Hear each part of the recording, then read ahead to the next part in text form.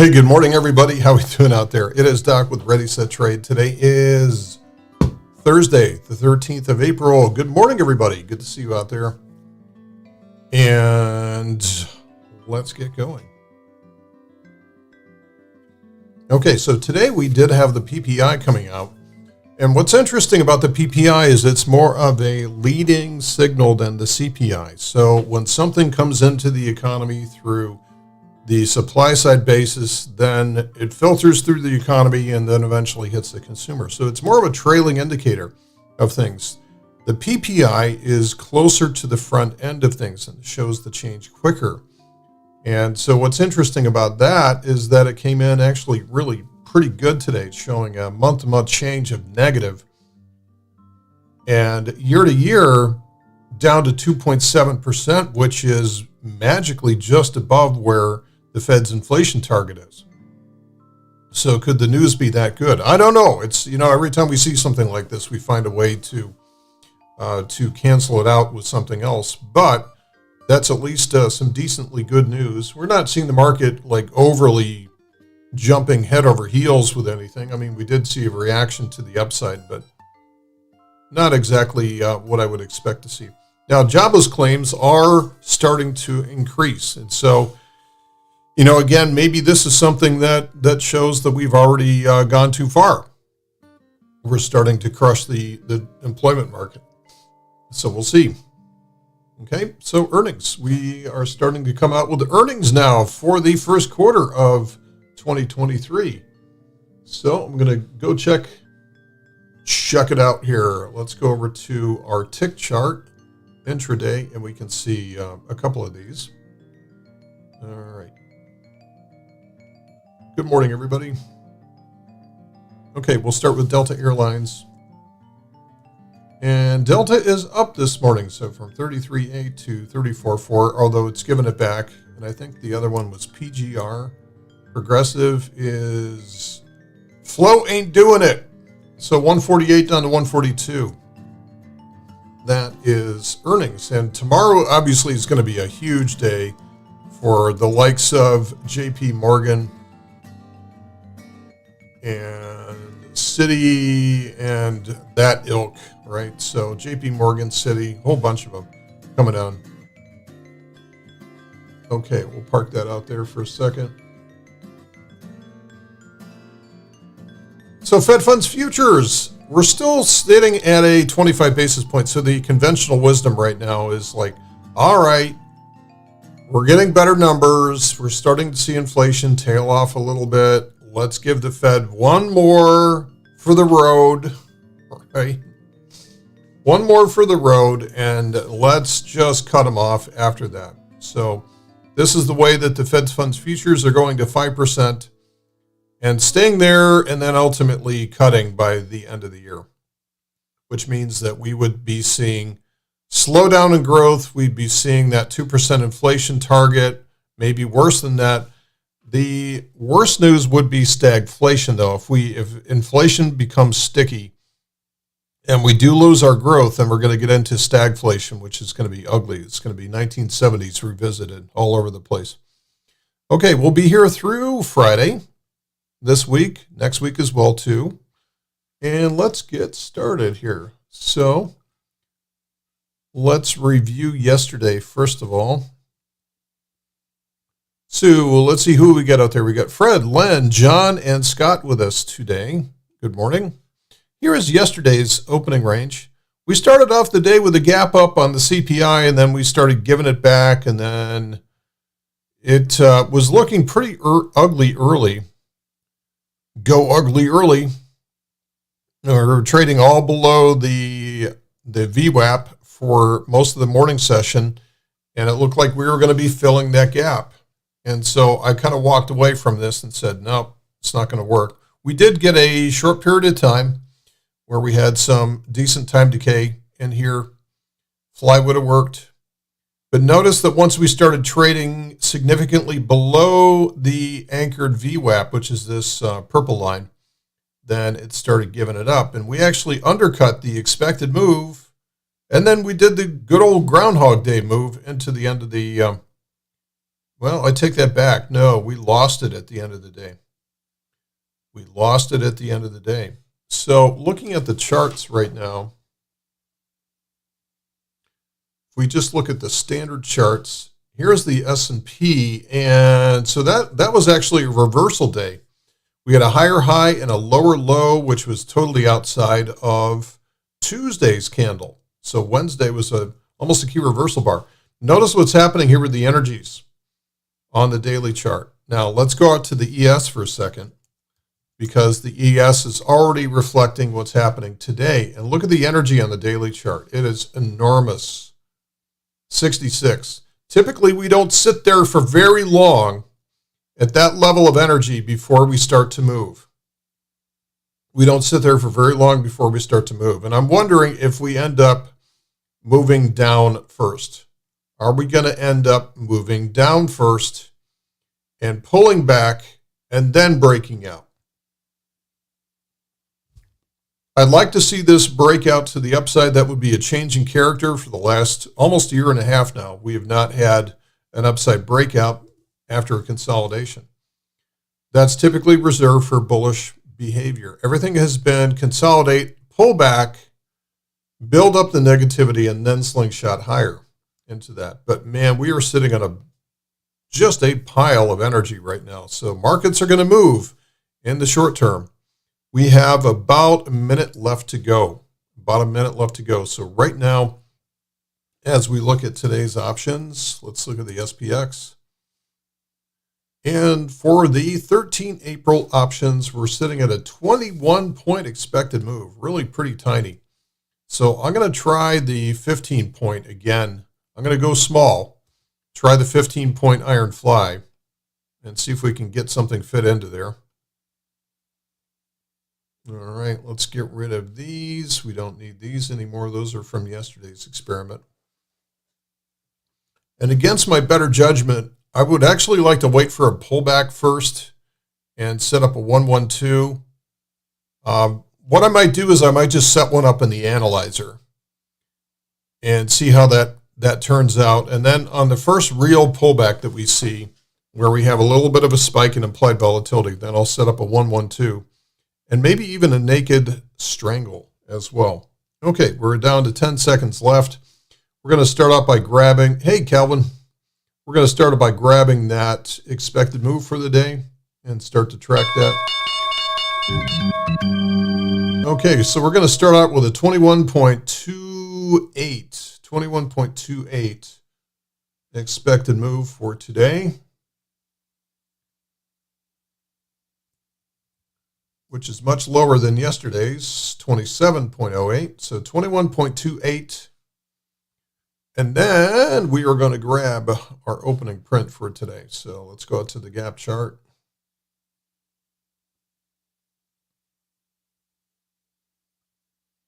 And see what we're doing. So we gapped up slightly higher today. Let's go ahead and mark that gap, because the chances are it's going to get filled. We just don't have enough. Oh, we have a longbow scan coming in. We'll take a look at that in a minute. We may be looking at those trades here shortly. Okay, so our opening print for today is 4130.25. 4130.25, and that's going to give us an upper expected move, 4151.53, and lower is 4108.97.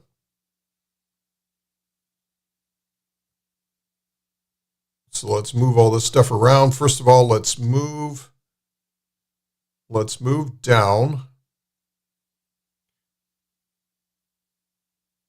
the lower expected move, which is going to be 4108.97. So that's going to move off the table, and then we are going to move the upper one down, 4151.53. So this is going to be relatively narrow range today. Narrow ranging. Okay, so there we go.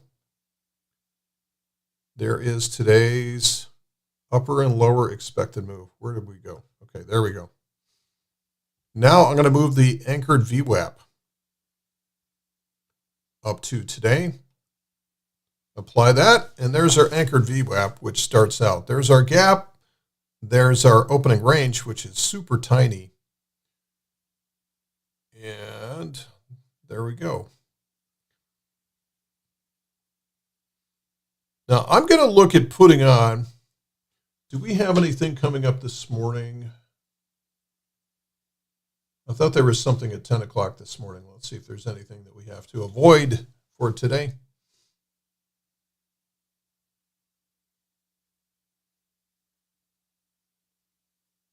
Nope, nothing. So there's a couple ways that we could trade this. We could go 20, we could go 15.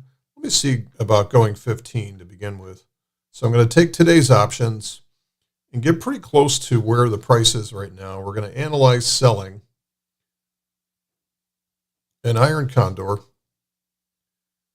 The reason why I'm doing this is we're getting more movement than the price is pricing in. Like yesterday, we went well outside the expected move. So I'm going to go up to 41.20 call. So this is all about risk management. And then 41.05 minus 15 points is going to be 40.90. So there's about an $11 credit. There's a risk profile. Gee, that's tiny. All right, let's move this over here and spread it out. Let's make it look larger than it is. All right. But there's the risk. The maximum risk on this is $400. And you'd have to sit in this thing all day long. So you can get quite a big move outside of this. And as long as it wanders back into the pattern at some point today, then we'll be okay. So I might give this one a try.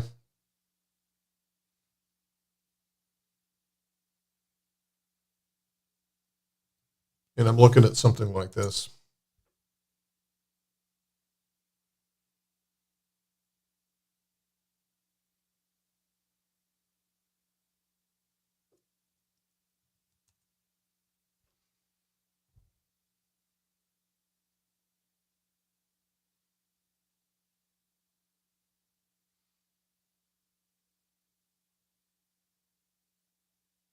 All right, let's go 10.95. Let's go $11. Let's see if we can get 11. Ooh, wait a minute. What's going on here?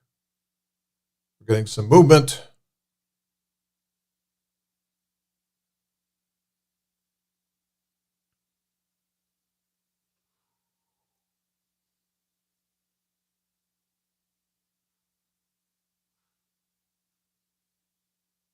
Yeah, that's probably all right. Okay, so let's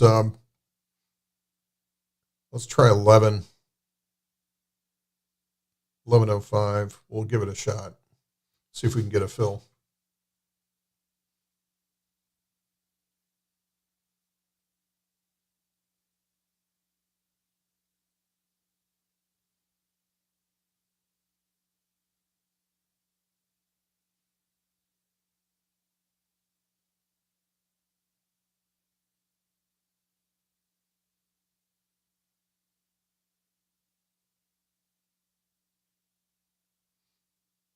It's been tough to get anything filled this week, quite honestly.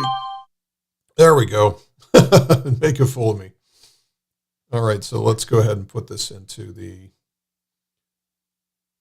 I'm going to group this thing into its own little bin, into the 0 DTE bin here. And I'm going to look for $50. And I'm not going to worry too much about if the price moves around. I'm just going to let it move around. And at some point today, I think it'll wander into that zone again. So we got in for 11. So let's get out for 10.50. So we're going to buy this back for 10.50. And it may take a while. It may take an hour. It may take an hour and a half. Could take 4 hours before this thing fires.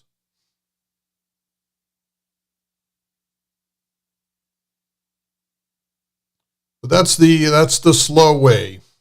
Making money the slow way is to go with a smaller range trade and just wait for the time decay to hit and then wait for the price to mean revert. And now if it never goes anywhere, if it stays in there, then it'll take the shortest path. But now I can put some stops into here if I want. If our entry point was like 4103,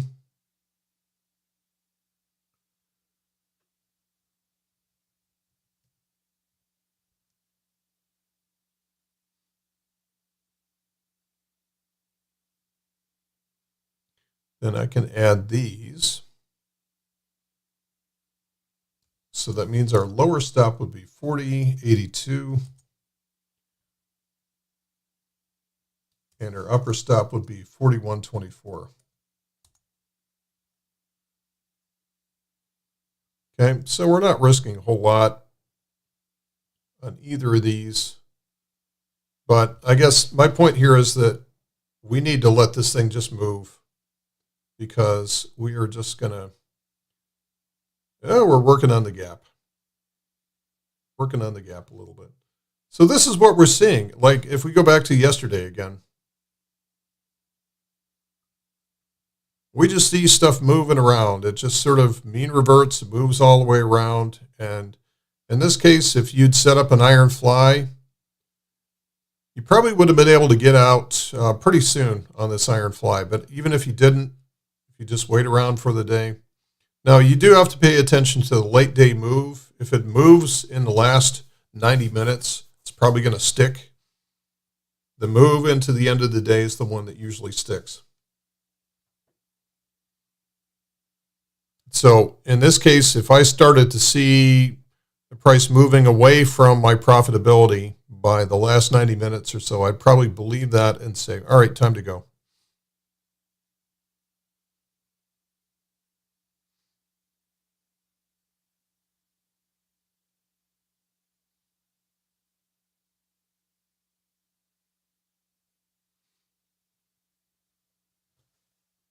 Okay, so now let's go over to something else.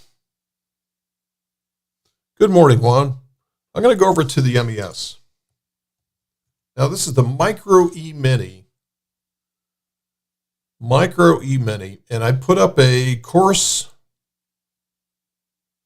was it last weekend or the weekend before, which is the 112. And so what we're going to do is we're going to look for anywhere from 45 to 60 days. And here's the May 23, which expires on, I think it's the 31st of May or thereabouts.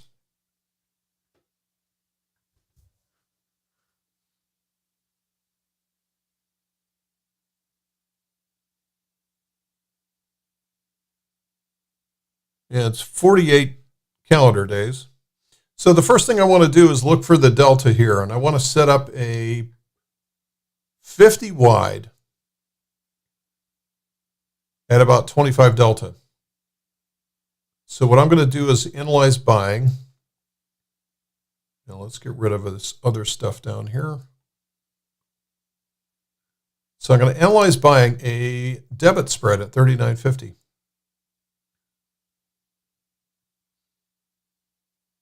So we'll just make this one contract. And so we're going to buy the 39.50 and we're going to sell the 3900.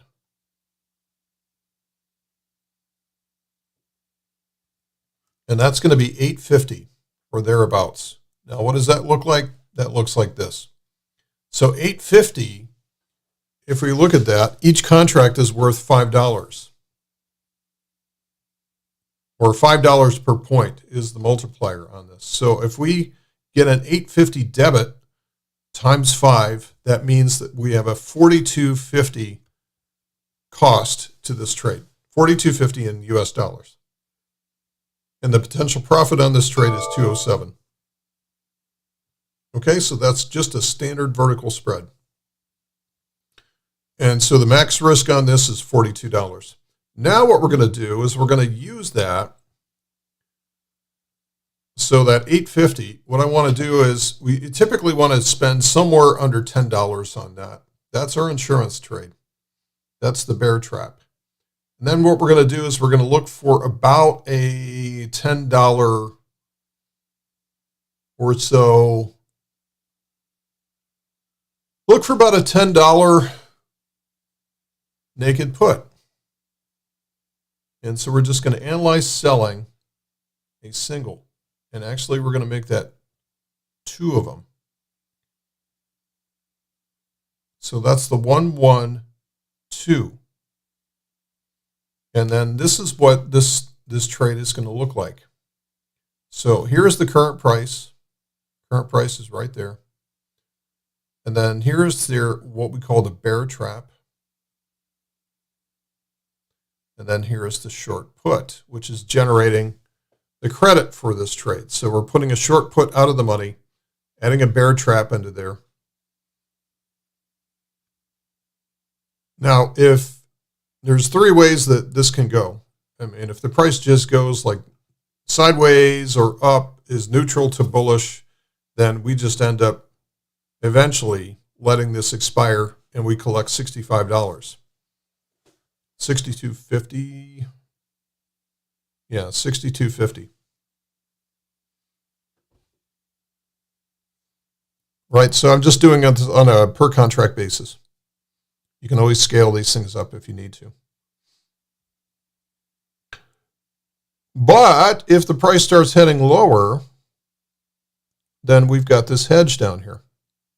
And it starts wandering into the bear trap. Now, that's the good news and the bad news. You know, you're kind of playing with fire down here. Now, what I talked about is the potential risk on this trade. The profits up there at 310, if you look at the lower left-hand corner in the blue numbers, it says 310. So what I want to risk limit this trade to is about 1.5 times that. So 310 times 1.5 is about 465. So that's the most I want to lose on this trade.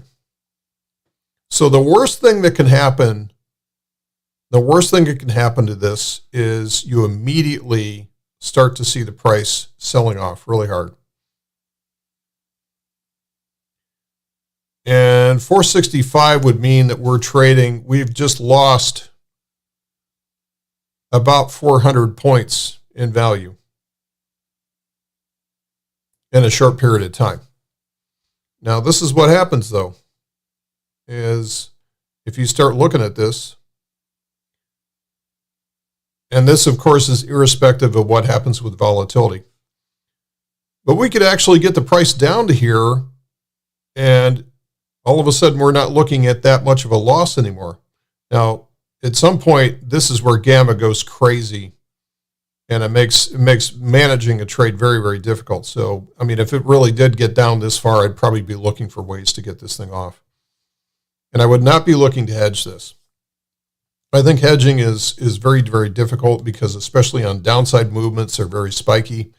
I would look for linear decisions, just binary linear decisions, either in or out.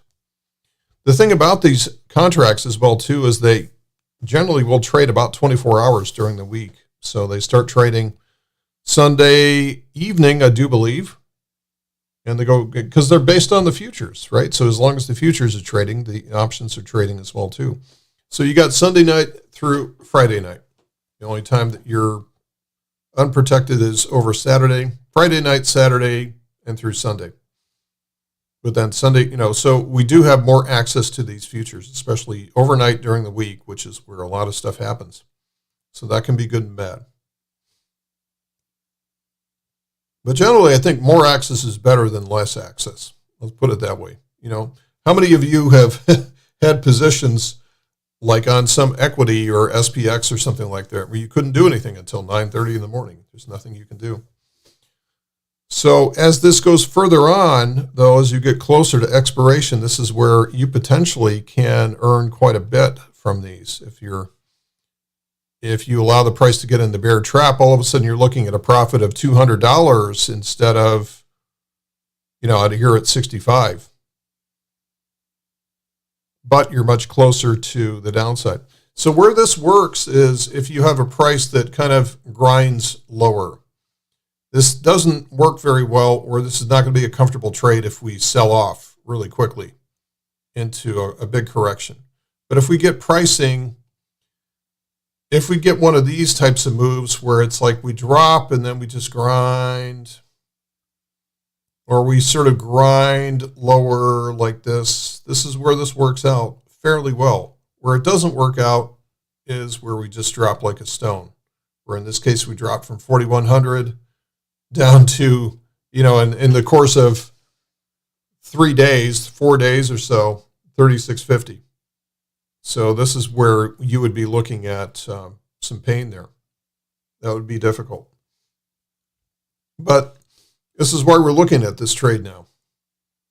Because we have a choppy market. It's really range bound. We could see moves up. We could see moves down. But I'm not sure. It almost seems like we're done with the really, really bad distribution. Now, let's hope I didn't jinx it there. But that's what this trade looks like.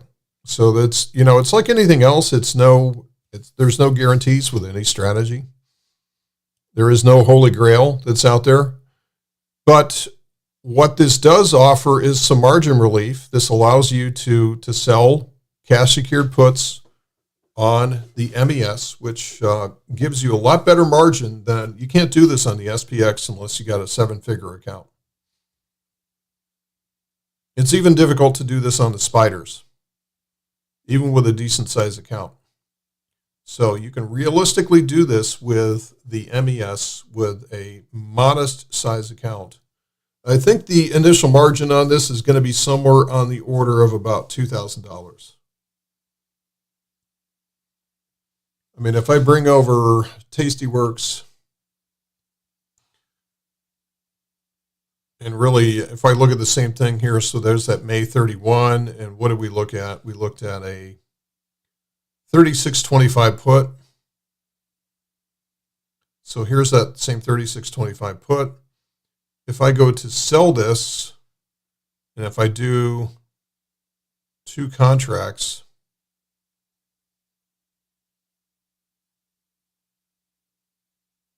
if I do -2, that's going to be about $2,300 of margin. So you don't want to do like constantly these things. You can overlap them a little bit depending on how much capital that you have. But you would need a fair amount of capital even on the MES to be able to do these like once a week. You would need quite a bit of capital to do that. Because what happens is when we get this downside movement, all of a sudden, all of these things start lighting up red. And then all of a sudden, you've got way too much correlation risk. So that's one thing I learned by doing naked strangles last year on the MES is like, because I was doing one a week in a relatively small account. And it was working out great until it didn't. And then the correlation risk just like stacks up and the span margin blows up. And then they say, margin call. Please give us more capital or shut down some of these trades. So that's no fun. No fun at all. Intel, RSI 2. Let's go look at Intel.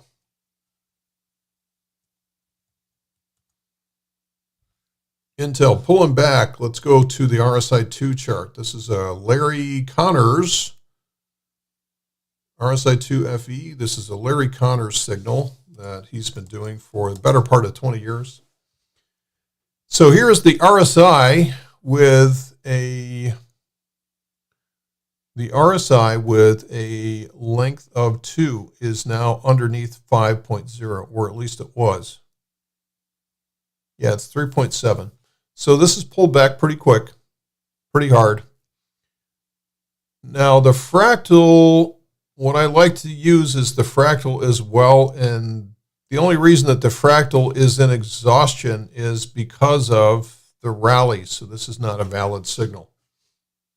This is not a valid signal. By the way, we did get a GLD signal the other day. Let's look at that and see if that did pan out. That fired into the room. That's one of the strategies that we have, firing into the platform. Oh, look at that. Goodness. That was our RSI 2 signal. I'm sorry, this is RSI Laguerre signal from Monday afternoon, Tuesday. And this is most certainly fired for all full profits. Nice. So gold continues to run away. And while I'm here, let's look at silver. Silver is just a monster. Look at that thing go. Wow.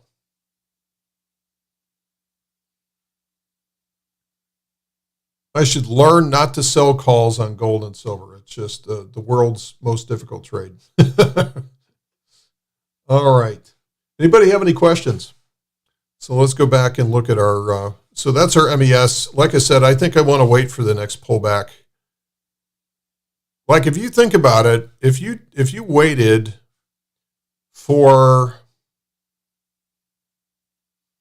if you're looking for like a super high probability trade, if you just wait for, even through this bear, if you wait for, don't ever sell these things when the price is outside the upper Bollinger Band, because you're asking for trouble.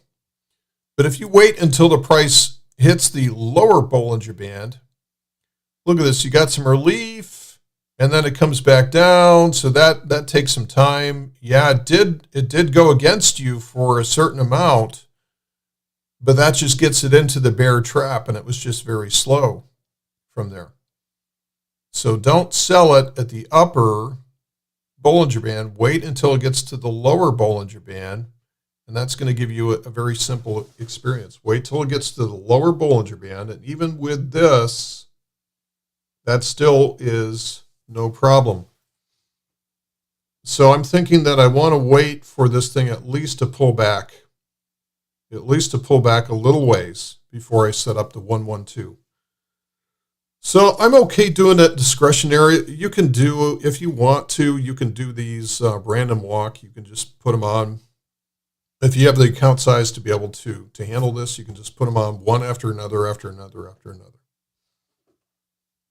And you may end up doing very, very well with that. I'm just not comfortable with that. I would rather, looking at this, it's like not like we're telling the future, because certainly, selling here at this first breach of the Bollinger Band was no big deal. It was only at the end of the swing that you had problems. Again, if you sold it here, that's really not that big of a deal. If you at least waited until it got down to the middle of the bands, significantly better edge for that. Significantly better edge. Even if you did it here, still wouldn't have been that bad. That would have given you a chance to get out of this trade. Where you want to avoid premium selling strategies is getting involved in stuff where it just eats it to the downside, right? Just persistent, constant selling to the downside. Are those days over? I don't know yet. And that's the thing that we have to figure out. I think this is why I keep saying that we're at a big tipping point, because markets are coiled up like crazy. We should be breaking out, but I think we might break down first. This is what's been happening every single time from here. Every time we get into consolidation, we break to the downside first. Consolidation, breakdown. Is this going to operate differently? Is this going to break above 4,200 and change the character all of a sudden? That certainly could happen. I just don't know yet. All right, let's look at our... So let me know if you have any questions on the 112 strategy. If you haven't seen it yet, go to the course archives, and it is... Let's see if I can bring this over here. It is over here, right? So it's into, if you look for the options on micro E-mini futures, you can see all the elements of this. And probably one of the next things I'll add to this is the naked strangle. Because I want to do things on micro E-mini futures that you can't do on the spiders or the SPX, just due to the contract size, notional value and stuff. Okay, so let's go back over to the SPX. Let's see how our wee little fly is doing. How's our wee fly? Let's go back to today. Our WeFly is doing just fine. Also, Calvin, you've been trading them? I've only had an occasional problem. Like there was a trade I was trying to get out of. There was a naked strangle I was trying to get out of last month, and I could not shut down the puts. Could not shut down the puts. They were like, they widened the spread out like some ridiculous level. And it was just, it was blocking me. It was blocking me, man. So I've not run into that very often, though. Usually I can, even during the worst sell-offs, I've been able to get out of those things. Just buy an MES. Yeah. So how are we doing on this thing? It's still about break even. So this, this is going to be an exercise in patience. Exercise in patience. We got in for 11 and it's showing 1090 right now. So it'll happen very slowly, very slowly. So that is, that's one hell of a flag, guys. And this is almost turning into an ascending triangle pattern. An ascending triangle pattern, like yay, has an upside measured move, which is the open end of the triangle. So that is our measured move. And that shows potentially 4,200 down to, that's a 700 point upside measured move target. If we're able to break above 4,200, that could be significant. But those are chart patterns. I used to believe a lot more in chart patterns 20 years ago than I do now. Because it seems like every time that a chart pattern sets up, it does the opposite of it now. Okay, let's go back to let's see what's happening with our opening range. Opening range is not much of anything going on right now. Nothing going on. And not really waiting for anything. So the only thing the market's waiting for at this point is bank earnings tomorrow. We'll see how this thing closes today. And bank earnings tomorrow is going to be important.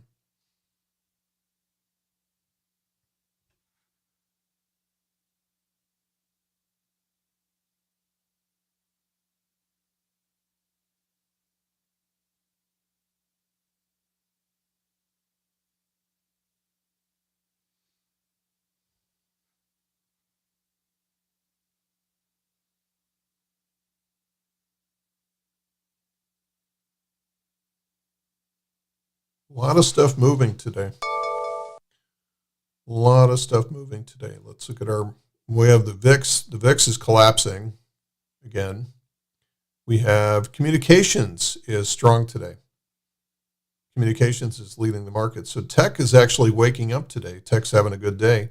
Let's see what's happening at communications. And that's either going to be Google.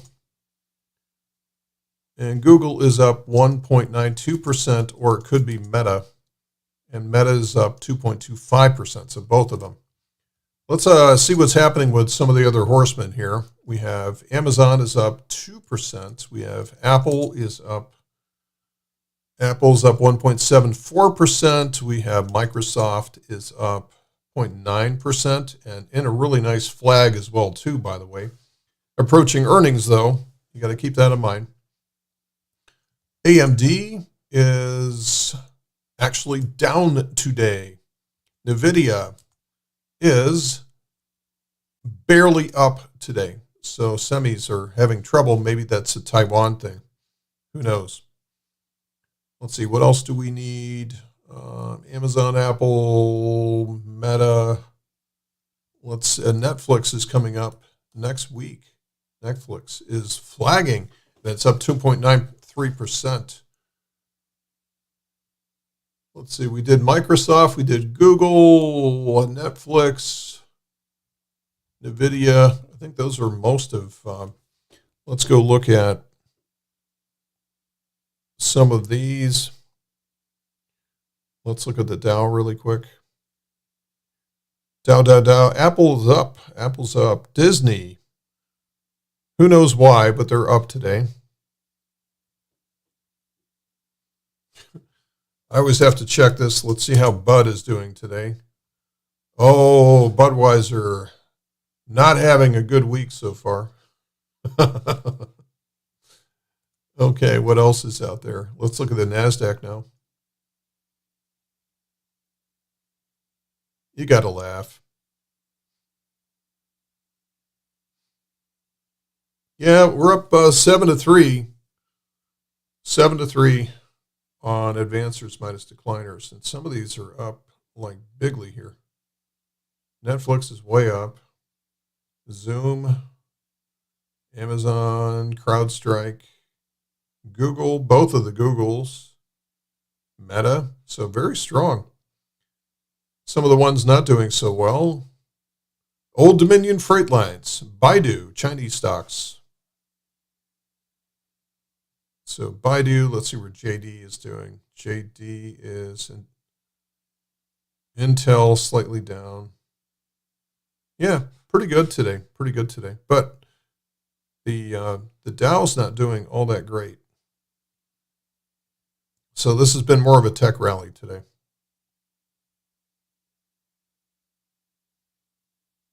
Sector spiders, again, we have industrials are down today. Real estate, utilities. So this is a growth stock rally. Financials are slightly down. VIX is way down today. Materials are flat. This is communications, tech, and discretionary. This is mostly a big cap tech rally. Hard to say. Okay, going back out to and probably with today, if I had gone to a wider fly, I'd probably be out with my fair share now. So my concern is maybe I'm holding on a little too long on this trade. So it is burning some time value, but it's very, very slow. Okay, any last questions or last requests or complaints or anything like that? Let me know.